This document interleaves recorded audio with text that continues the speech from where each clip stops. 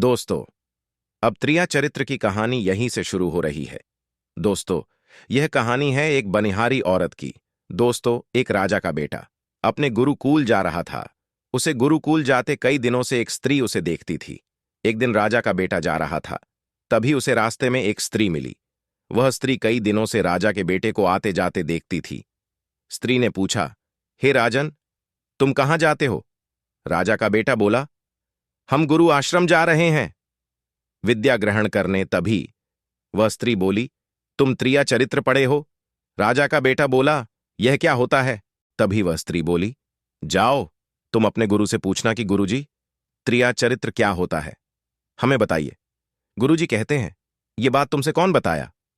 राजन बोला, गुरुजी, मैं आ रहा था तो रास्ते में मुझे एक औरत मिली, वही बताया कि तुम त्रिया चरित्र पढ़े हो। मैंने कहा, नहीं। उसने कहा कि जाओ, अपने गुरुजी से पूछ लेना। गुरुजी बोले, ये पढ़ाई मत पढ़ो तो अच्छा है। राजन जिद करने लगा, नहीं गुरुजी, बताइए। गुरुजी बोले, त्रिया चरित्र की पढ़ाई में तुम्हारी जाने जा सकती है। राजन बोला, नहीं गुरुजी, बताइए। गुरुजी ने राजन को त्रिया चरित्र पढ़ते पढ़ते 6 महीने बीत गए। गुरुजी बोले, तुम्हारी शिक्षा पूर्व हुई, अब अपने राज्य जा सकते हो, अपने राज्य को चला सकते हो। राजन आने लगा, तभी गुरुजी उसे रोक लेते हैं और कहते हैं, लो, ये मेरी अंगूठी है और यह अंगूठी तुम्हारी रक्षा करेगी।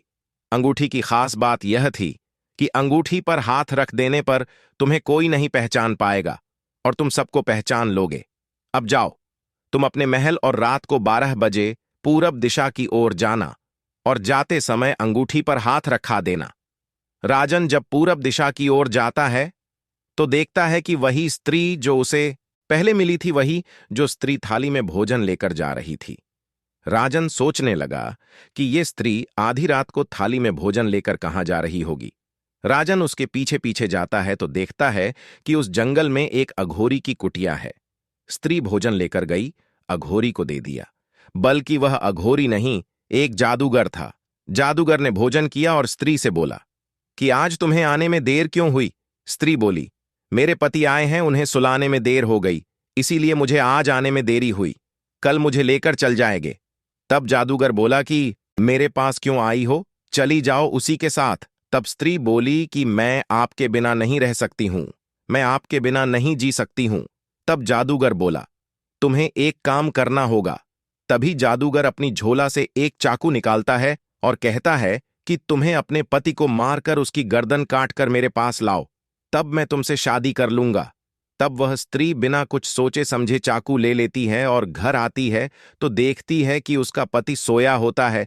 तभी चाकू निकालती है और अपने पति के गर्दन पर मार देती है और उसकी गर्दन काटकर जादूगर के पास गर्दन लेकर आती है। वो राजन स्त्री का सब कारनामा देख रहा था। जब जादूगर ने देखा कि अपने पति की गर्दन काटकर लेकर आ रही है, जादूगर को बहुत गुस्सा आया और जादूगर ने स्त्री को मारा। एक लात और बोला, जा, भाग जा यहां से। जो स्त्री अपने पति की नहीं हुई वो मेरी क्या होगी? स्त्री को गुस्सा आया और बोली, जो तुमने कहा वह मैंने किया, अब इसमें मेरा क्या दोष है?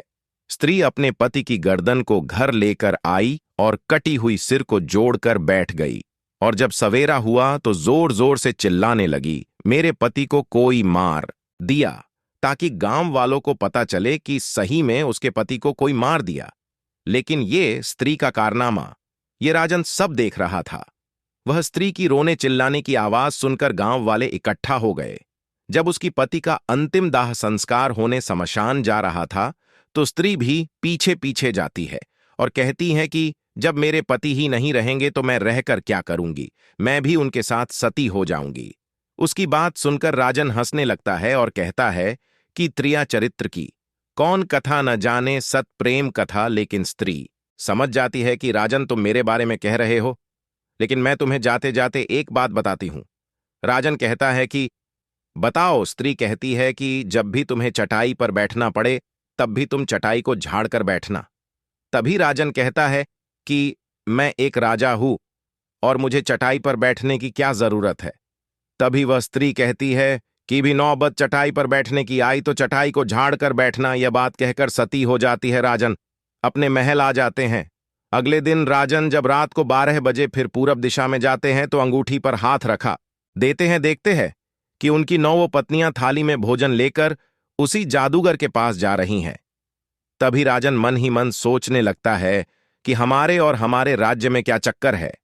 हमारी 9 पत्नियां इस जादूगर के पास आ रही हैं, वह भी आधी रात को। तभी उसने से एक पत्नियां राजन को देख लेती हैं, मगर वो राजन को नहीं पहचान पाई, क्योंकि राजन ने उस अंगूठी पर हाथ रखे हुए थे पहले से। तभी उनमें से एक रानी बोली, अरे बच्चे, तू इतनी रात को यहां क्यों खड़ा है? हमारी थाली लेकर उस कुटिया तक पहुंचा दे। राजन थाली लेकर कूटी में ले गया और रानियों के साथ खड़ा हो गया। आखिर राजन ये देखना चाहता था कि आखिर उसमें क्या है जो मुझ में नहीं है। जादूगर राजन बच्चे को देखकर बौखला गया। तब जादूगर ने 9 रानियां से पूछा, ये कौन है? रानियां ने बताया, ये बच्चे हमें रास्ते में मिला, इसने मेरी सहायता किया। आज रात इसे यही रहने दो, सुबह ये चला जाएगा। जादूगर ने कहा, इसे दूसरे कमरे में ले जाओ और चटाई पर बैठा दो।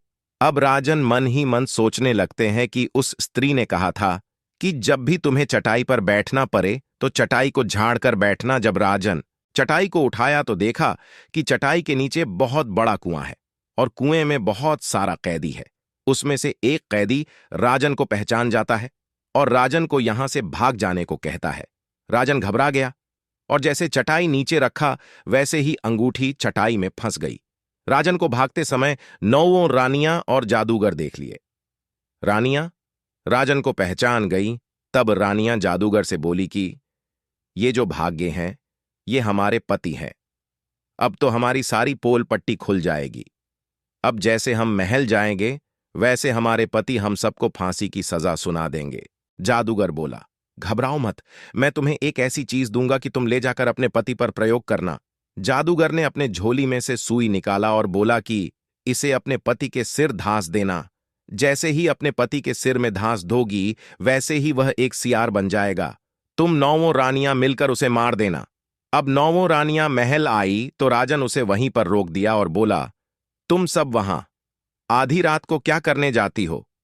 तब रानियां बोली, ही राजन, हमें माफ कर दो, वो जादूगर हम सब पर जादू टोना कर दिया था। राजन को अपने रानियों पर दया आ गई। राजन ने रानियों को माफ कर दिया। तभी उसमें से एक रानी राजन के पास आती है और राजन को बहला फुसलाकर महल में लेकर जाती है और धीरे से सुई को निकलती है और राजन के सिर में ढांस देती है। तभी राजन सियार बन जाते हैं। तब रानियां जाती हैं और रानियों को बुलाने। तभी राजन वहां से भागकर अपने गुरु के पास आते हैं।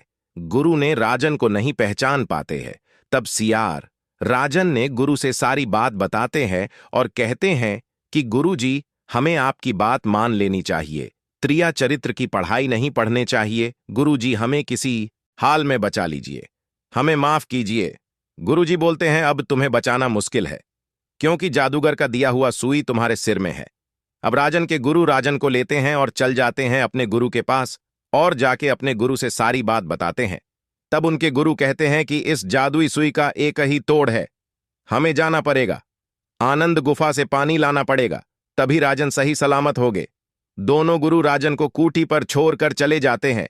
तब तक 9 रानियां जादूगर के पास जाती है और सारी बात बताती है और कहती है कि राजन अपने गुरु के पास गए हैं, अगर वो अपनी रूप में आ गए तो सबको फांसी की सजा दे देंगे। जादूगर यह बात सुनकर बहुत गुस्सा किया रानियों पर। तुम सब उसे मार नहीं पाई। तभी जादूगर अपनी जादू से देखता है और कहता है, चलो सब, राजन होनिहार कूटी पर है। जब जादूगर और 9 रानियां जाती हैं तब तक राजन देख लेता है। राजन भागने लगता है। तभी जादूगर भी राजन को देख लेता है। जादूगर भी राजन के पीछे पीछे दौड़ता है। तभी राजन एक नदी के किनारे जाता है।